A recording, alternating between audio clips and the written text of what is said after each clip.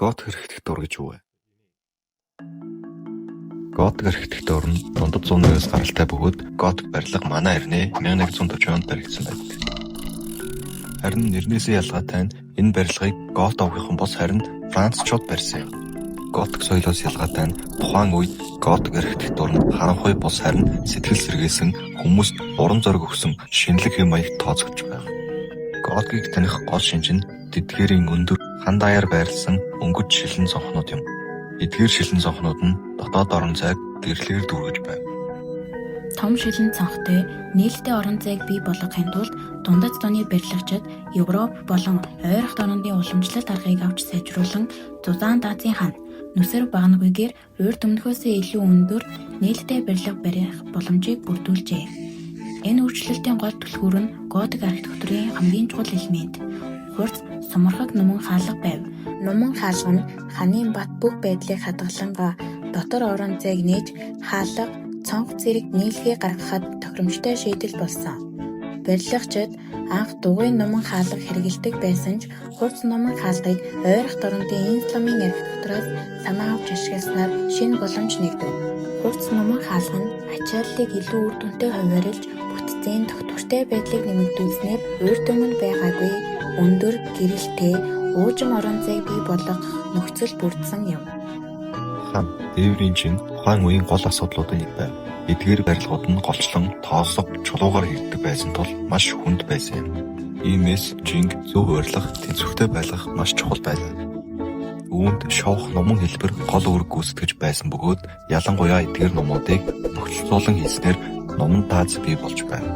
Үүний үр дүнд булгуур багны тоо багасж, үндсэн багнууд нь илүү өндөр, нарийн болсон готик архитектурын бас нэг онцлог шинж байв. Шовх нумнаас ирэх ачааллыг тараагаад тусалсан бас нэг чухал бүтээц нь нисдэг арк тулгуур байв. Энэ нь готик архитектурын өвөрмөц төрхийг бүрдүүлсэн гол элементүүдийн нэг юм. Энгийн тулгуур хананд шахуу барилаж чулуун хийцтэйгээ уусдаг бол нисдэг тулгуур нь ил тод гоёмсог хэлбэртэйгээр барилгын гадна хэсэгт байрлана.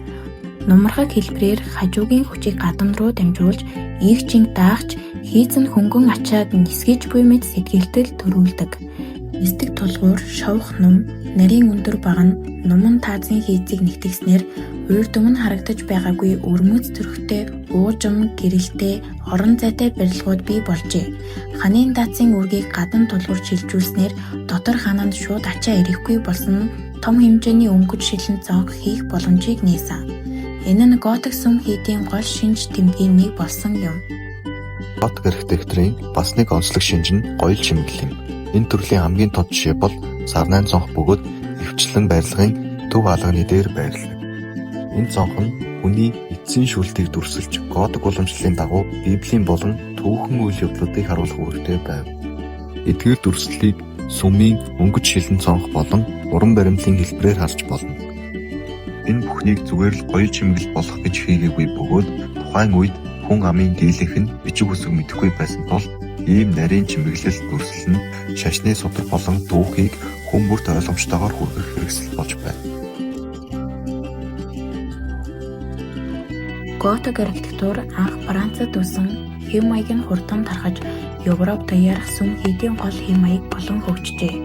Зарим бүс нутагт өөрийн онцлог шинж нэмэгдсэн байдаг. Жишээлбэл Англид хэв загвар нь хэвтэй чиглэл давамгайлсан бол Итали өнгө чимэглэлээр баялаг хэв маягийг бий болгосон. Гэсэн ч бүгд готик архитектурын үндсэн загвар инженерийн зарчмыг хадгалсан байв. Готик хэв маяг Ренессансын үе буюу 1500-аад оны сүүл хүртэл оршин тогтнож аажмаар шинэ урсгалд шилжив.